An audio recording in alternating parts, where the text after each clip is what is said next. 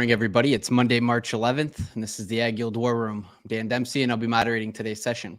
As always, if you've got any questions or comments, please feel free to drop us a line in the chat area, and we'll be sure to get to it during the show. Overnight markets here had May corn down 4 1/4 at 435.5. May soybeans were down 7 at 11.77. And May Chicago wheat was down 4 at 533 3/4. This morning, the USDA announced a cancellation of 264,000 SRW wheat to China for 23. Good morning, guys. We'll kick it off here this morning, talking about obviously this another big cancellation in the SRW complex. A little weakness overnight. Feels like it's sort of on the back end of some pretty good preserved precip through South America. So Dustin, we'll kick it over for some thoughts to start us out this morning. Yeah. So again, more Chinese cancellations. We go back to early December when all these purchases were being made. It really didn't make a whole lot of sense, other than it was good timing on their part. Right, we came out of a time where we hit, a new high short sale position for managed money funds. And really, the market kind of got run in. The short side ran in $1 around that time frame, all on these Chinese sale announcements, and they were very large and unexpected at the time. And now here we are, a couple months later, and they're just outright canceling. So hard to say what that's about, other than it was good timing on their part, and they're throwing their geopolitical weight. But it's unfortunate, right? That's it's definitely the cause of recent weakness that we've had, and we look to be opening up a little bit lower, maybe as a result today from that as well. So that's really good. We've talked about it a number of times, but I think it just highlights the geopolitical risks that are kind of underlying in our markets, right? As we go forward, it's just. We got really excited. We got jacked up about these purchases, and then boom, it pulled the rug from under you. Right? Yeah, it's not like option origin, right? This is SRW wheat, so it's borderline market manipulation, I'd say, at this point. I mean, it definitely caused a major market move. So the question would be, how was that changed? How was that traded through that time frame from some of these larger, maybe Chinese-backed funds? Who knows what the reason is, but all the more reason to just as a reminder of the uncertainties that we face in the market, trying to go back to a margins-based approach, trying not to outguess what, a country like China is going to do and how that impacts the bottom line. So yeah, it's unfortunate. I noticed as we looked at commitment of traders there from Friday, for corn complex, they bought a little bit, couple thousand contracts, finishing with a net short of about 286,000. So still, real short by all estimations. Beans, they sold about 9,000 for the week, putting them short about 160,000, which is the largest since mid 2019. Thoughts on the continued fund short position? Throw it around to the group. Yeah, my only comment on that would be, that was as of Tuesday. Obviously, we saw a lot of strength after that time frame to end the week. So my guess was they were net buyers of some of these things by when it was all said and done with the action that we saw Friday. Okay. So I don't think it was a big surprise. I mean, I think we kind of knew that's what they were pounding it going into that time frame. Now it's just a matter of, every week that we hold this record short, getting closer and closer to weather in growing season here.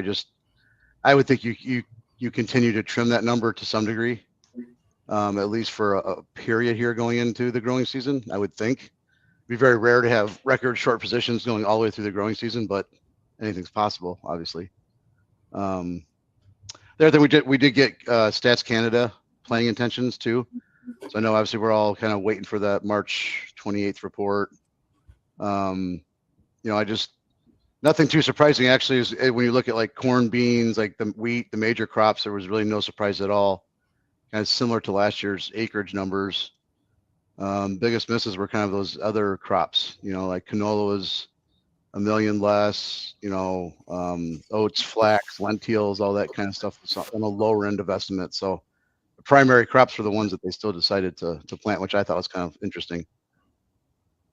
Yeah, you wonder if is that a small bit of foreshadowing, for down here? Yeah, no idea. I mean, obviously those are, a lot of those crops we can't really plant down here, but the thought going into it, which made sense, was that some of those minor crops would get a little bit more acres just because of profitability and, diversifying a little bit, but we really didn't see that. So I thought that was interesting for whatever it's worth. Yeah. Ben, thoughts from the East? Yeah, I think that Justin's comments are spot on. When you start looking at what we need to have a more interesting grain market, it would be less corn and soybean acres. And we can do that to a certain extent with cotton and a little bit with rice. But I think it would take some of that stuff that you can grow in the northern plains that would be, kind of congruent with some of the Canadian crops up there to lose out on corn and beans. So you wonder if that's their intent, the border is just a line, right? If it's a place where we can't gain or lose by seeing some soybean and corn acres switch over. So, as far as commitment of traders go, I feel like we've kind of done what we needed to do to even up the ship a little bit between the grower and the managed money short. And we're heading to a point where I think there's a decent amount of coverage. Producers are going to start really soon focusing on planning. And I think it does give us a window to have some sort of a reasonable, sideways to maybe a little bit of a grind higher, but there's nothing written in stone that says that has to happen. I think going home on Friday, there was a lot of optimism and the overnight was really nothing but a grind lower. So just be patient to see, what happens in the next couple of days after the report and see if we can find a little bit of traction here. Well, we've said it a number of times, it does feel range bound here a little bit, doesn't it? It seems like we're just chopping around each week with very little news. I mean, obviously some Chinese cancellations and things of that nature, but doesn't feel like anything wants to shake out here. Yeah, bear markets are tough. They sow seeds of hope and they pull the rug out pretty quick. So it'll be interesting to see how we react today and tomorrow and the rest of the week. So, and Dustin, I had some guys bring it up at the end of last week, some folks we work with and stuff like that. But we've been looking, some of these MP policies on the crop insurance side are starting to, get into the money in a pretty good level here for new crop. Is that right? Yeah. MP margin protection would have had to been taken back in September, right? Mm-hmm. So just to be clear what that is.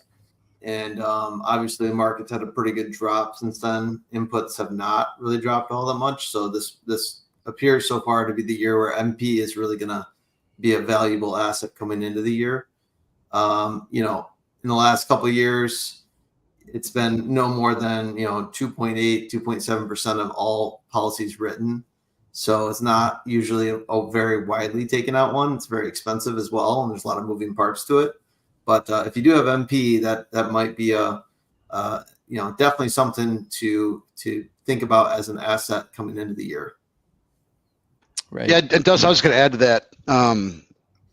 Obviously, we do tons of crop insurance meetings this time of year with clients and looking at stuff, and it just seems to me like the feedback is you almost have like two camps out there, where there's the camp of super cheap insurance to try to save money, and the camp the other extreme of highest coverage possible, lowest risk, which I think we kind of lean towards in a year like this. It obviously depends on the situation, but I think there could be a risk here of, everyone knows that they need to cut costs somehow. And I kind of see that they're, I think maybe you brought this up, but we could be cutting costs in the wrong areas. Sometimes like, oh, this thing never pays. And, do you think there's going to be a lot of that in the country where you see these, 70 or 75% policies or even less just to save 10, 15, $20 an acre? Yeah, it really depends on, what's kind of needed for the loan renewal and things like that for guaranteed income. But I think one of the areas we saw high adherence last year was ECO, which was rather expensive. And here's an area where I definitely am like 50-50 on, because you're buying up insurance, but you're not technically buying insurance that there's a perfect correlation to. You do have a correlation to the county, especially for the guys that are spread well out about the county. But like there's still individual perils, wind and hail, things that can just be a dark cloud over your farm but not the county. So I think in these situations, like going out and spending the $35 an acre for a corn ECO policy, for example, it might not be that easy to do when you're buying it on the county, and then you have to hope there's a good correlation to the county still.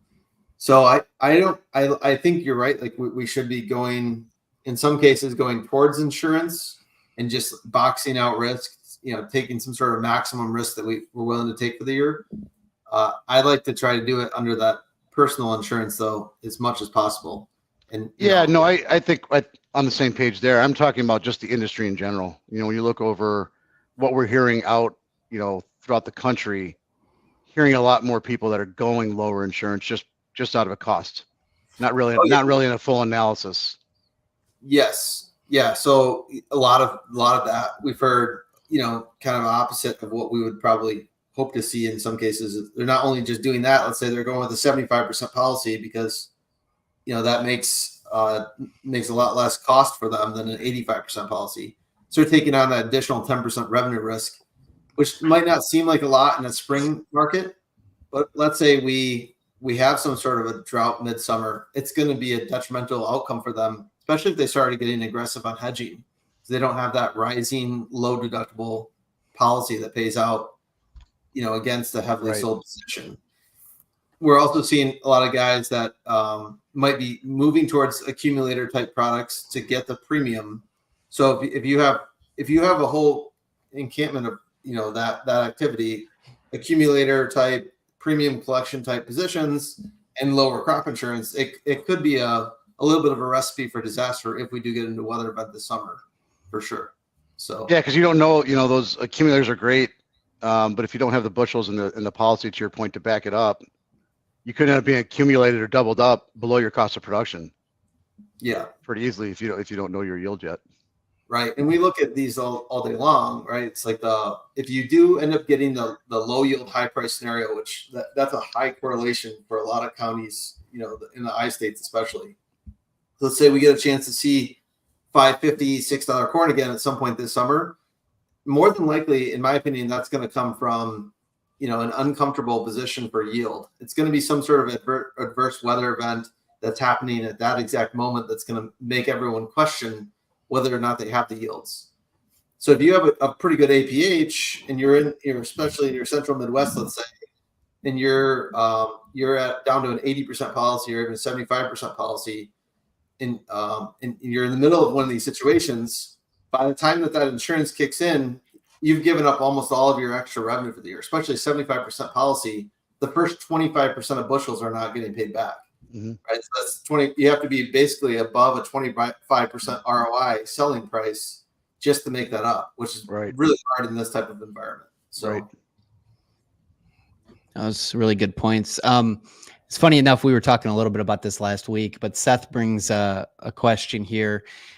When do solar farm acres start affecting the acreage mix for corn, beans, and wheat?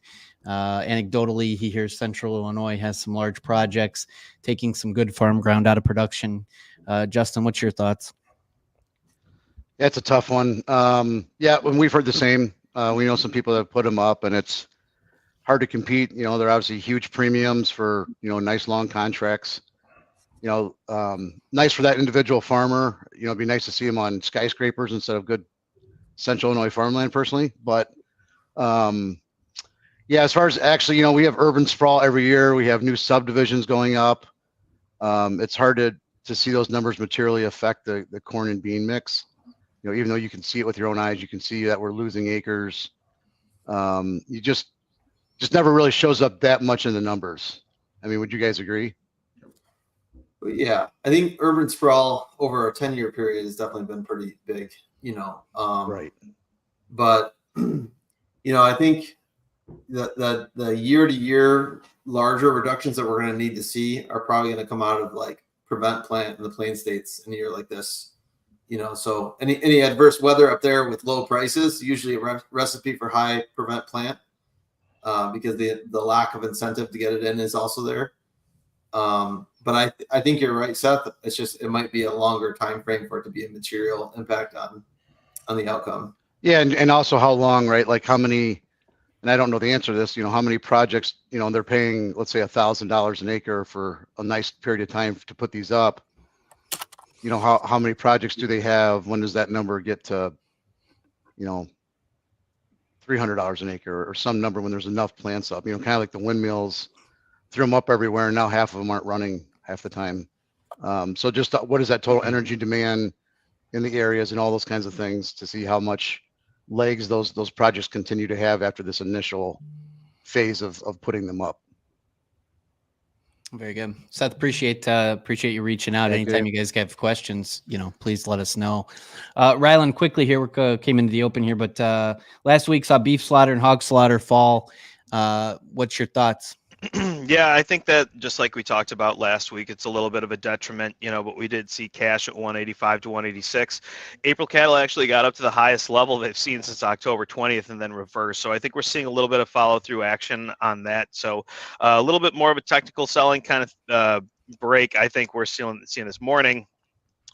There wasn't really that much of a surprise here. Funds are still adding to their long position. They're still long about 59,000 on the live and 11,000 in the feeders. So overall, it still seems like we're kind of stuck in the range, but we keep on gravitating, just grinding a little bit higher and higher week to week. So feels like eventually that may stop, but for right now, it just feels like we're kind of stuck below, with support below us and, pretty firm cash market. And as we know the slaughters are light, and I think that's the big kind of scary part of all this.